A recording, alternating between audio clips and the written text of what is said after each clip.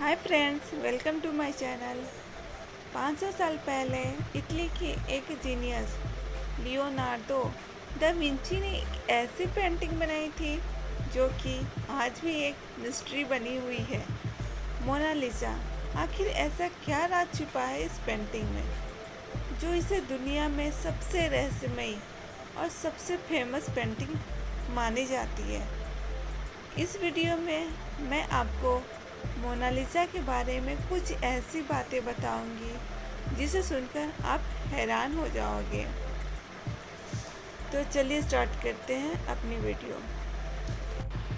20 जून 1952 को लुक मास्पेरो नाम के एक यंग फ्रेंच आर्टिस्ट ने पेरिस के एक होटल की चौथी मंजिल से कूदकर अपनी जान दे दी थी।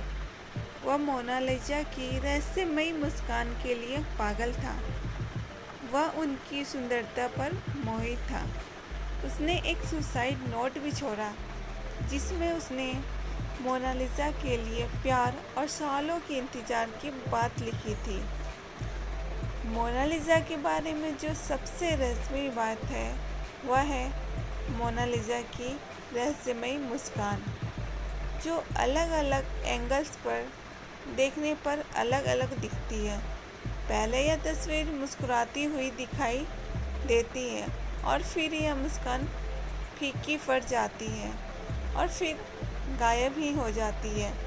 कुछ सालों पहले एक डॉक्टर ने यह कहकर सबको हैरान कर डाला कि मोनालिसा की रहस्यमयी स्माइल का राज है उसके ऊपर के दो दांतों का टूटा हुआ होना, और यही वजह है कि उसका ऊपरी ओर थोड़ा दबा हुआ है। लियोनार्डो दा विंची ने मोनालिसा को 1503 में बनाना शुरू किया था और 1517 ईस्वी तक इस पर काम करते रहे। उनको सबसे ज़्यादा समय मोनालिसा के ओठ बनाने में लगा था। मोनालिसा के ओठ बनाने में दा विंची ने 12 साल लगा दिए थे। यह पेंटिंग सबसे ज़्यादा मशहूर तब हुई जब इसे पेरिस के एक म्यूजियम से चुरा लिया गया। दुनिया की सबसे मशहूर पेंटिंग को दुनिया के सबसे बड़े म्यूजियम से चुरा लिया जाना एक बड़ी हैरान कर देने वाली घटना थी।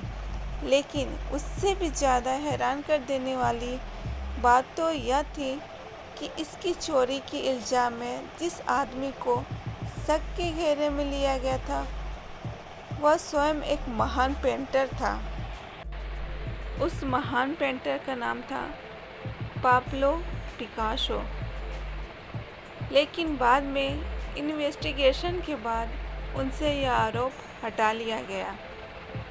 बाद में पता चला कि मोनालिसा को उस म्यूजियम के ही एक कर्मचारी ने चुराया था और म्यूजियम की एक छोटे से कमरे में छुप गया था। म्यूजियम बंद होने के बाद वह पेंटिंग को अपने कोट में छुपाकर फरार हो गया।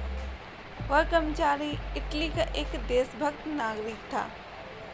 उसका यह विश्वास था कि लियोनार्डो की यह पेंटिंग उनके देश में वापस आनी चाहिए और इसे इटली के म्यूज़ियम में दिखाया जाना चाहिए। मोनालिसा की एक जुड़वा पेंटिंग भी उपलब्ध है जो बिल्कुल लियोनार्डो दा विंची की मोनालिसा जैसी ही दिखाई देती है। कहा जाता है कि दा विंची के समय में ही उनके एक स्टूडेंट फ्रेंसिको मुल्जी ने ही इसे बनाया है। यह दूसरी पेंटिंग स्पेन की राजधानी मैड्रिड के एक म्यूज़ियम में रखी हुई है। आज तक यह बात रहस्यमयी है कि मोनालिसा कौन थी।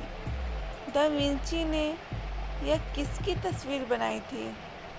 यह औरत कौन थी? ज़्यादातर लोग यह मानते हैं कि इस पेंटिंग में जो तस्वीर है वो लीज़ा गेसरिडीन, जो कि फ्लोरेंस की एक इटालियन औरत थी, लेकिन एक थ्योरी यह भी कहती है कि मोनालिसा लियोनार्डो दा विंची की खुद की ही तस्वीर है।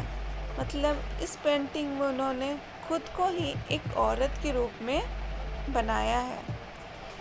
इस खूबसूरत पेंटिंग को नुकसान पहुंचाने की कई कोशिशें भी की जा चुकी हैं। 1956 ईस्वी में एक टूरिस्ट ने मोनालिसा पेंटिंग पर पत्थर फेंका था, जिसकी वजह से मोनालिसा की पेंटिंग में मोनालिसा के बाएं हाथ की कोहनी के पास एक छोटा सा निशान हो गया था। बाद में इसे रिस्टोर कर दिया गया, लेकिन निशान अब भी हल्का दिखाई देता है। इससे पहले एक व्यक्ति ने इस पर एसिड फेंका था। इसके बाद इस पेंटिंग की सिक्योरिटी को देखते हुए बुलेट प्रूफ ग्लास के अंदर इसे रखा गया, लेकिन इसके बाद भी एक लेडी ने इस पेंटिंग पर रेड पेन से स्प्रे करने की कोशिश की और 2009 ईस्वी में एक रशियन लेडी ने इसकी तरफ चीनी मिट्टी की छड़ी फेंकी थी। लियोनार्डो दा विंची एक लेखक भी थे, लेकिन हैरानी की बात तो यह है कि उन्होंने अपनी सबसे फेमस पेंटिंग मोनालिसा के बारे में कुछ भी नहीं लिखा। द्वितीय विश्व युद्ध के समय मोनालिसा पेंटिंग को 6 बार अपनी जगह से बदला गया ताकि यह बेशकीमती पेंटिंग जर्मन नाजियों के हाथ में ना चली जाए।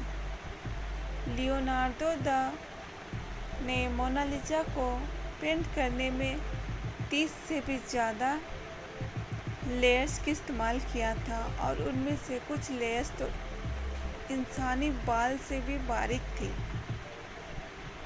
मोनालिसा दुनिया की मोस्ट वैल्यूएबल पेंटिंग है। गिनीज वर्ल्ड के अनुसार मोनालिसा हिस्ट्री की हाईएस्ट वैल्यूएशन वाली पेंटिंग है। 1962 में इसकी कीमत 100 करोड़ रुपए आंकी गई थी और 2019 में $700 मिलियन के आसपास इसकी कीमत आंकी गई थी। यह पेंटिंग काफ़ी छोटे साइज की है। इसकी साइज 30 × 21 इंचेस है। इसका वज़न 8 किलोग्राम है। मोनालिसा के फैन दुनिया भर में हैं। पेंटिंग पर बहुत सी कविताएं भी लिखी जा चुकी है, गाने लिखे जा चुके हैं। जब से इसे पेरिस के म्यूज़ियम में रखा गया, तब से इसे लव लेटर्स मिलते हैं और चाहने वालों की तरफ से फ्लावर्स मिलते हैं। अगर आपको ये वीडियो अच्छी लगी तो प्लीज़ मेरे चैनल को सब्सक्राइब कर दीजिएगा। Bye bye.